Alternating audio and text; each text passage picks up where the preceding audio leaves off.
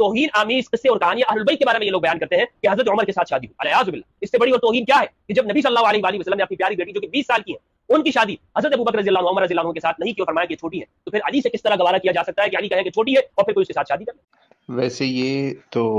سیرت کی کتابوں میں اس طرح کی باتیں ملتی ہیں کہ اس طریقے سے نبی علیہ السلام نے حضرت ابوبکر اور حضرت عمر کا جو ہے نا وہ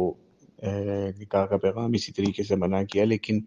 اب میرا نہیں خیال کہ کسی مستند کتاب کے اندر اس کا حوالہ ملے گا صحیح سند کے ساتھ۔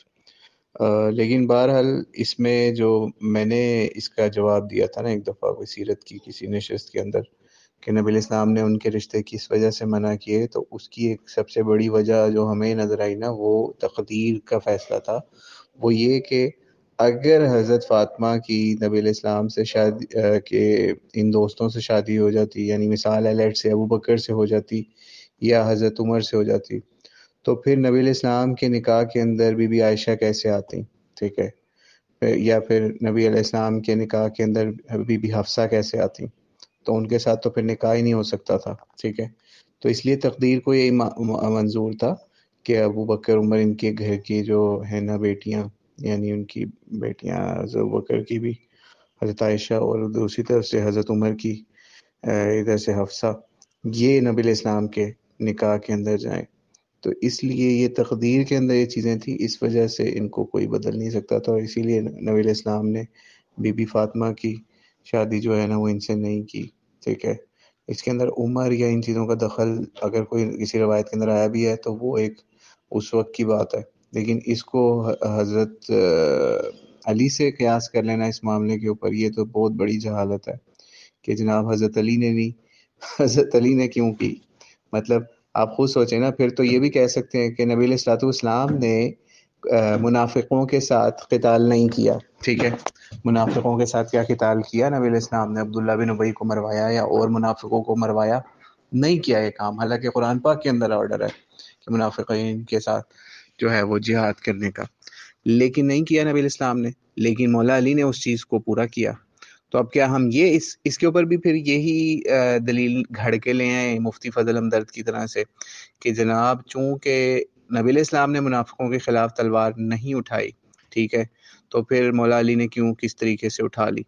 یا خوارج کے خلاف نبی علیہ السلام نے تلوار نہیں اٹھائی، ٹھیک ہے، آپ کو یاد ہوگا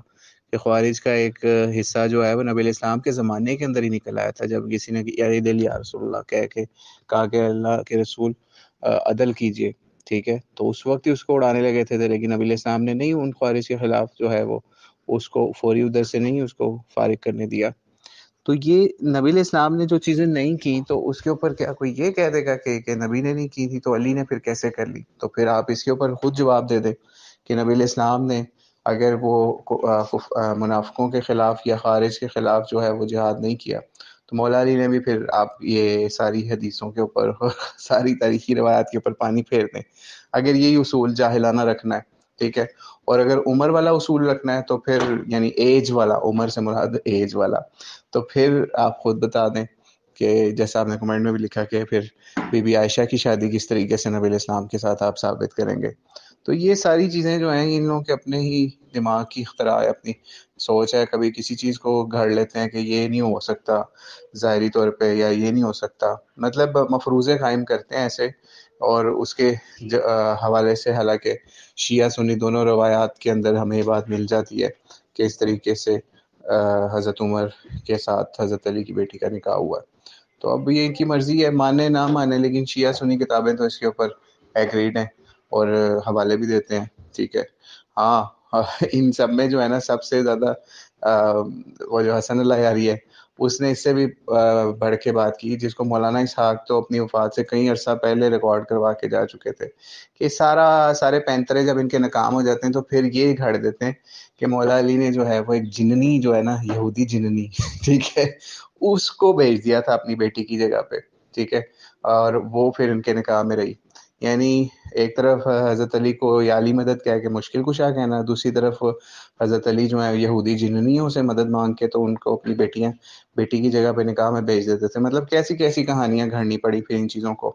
تو اب مفتی فضل ہمدرد کو دیکھتے ہیں، اس نے تو خیر اس سٹوری کا انکار ہی کر دیا، بجائے اس کے کہ وشیوں کی طرح یہودی جننی کے پاس جاتے،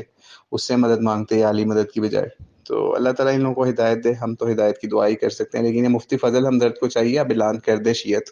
کہ میں شیعہ ہو گیا ہوں اور شیعہ سے بھی 2 ہاتھ آگے نکل گیا ہوں.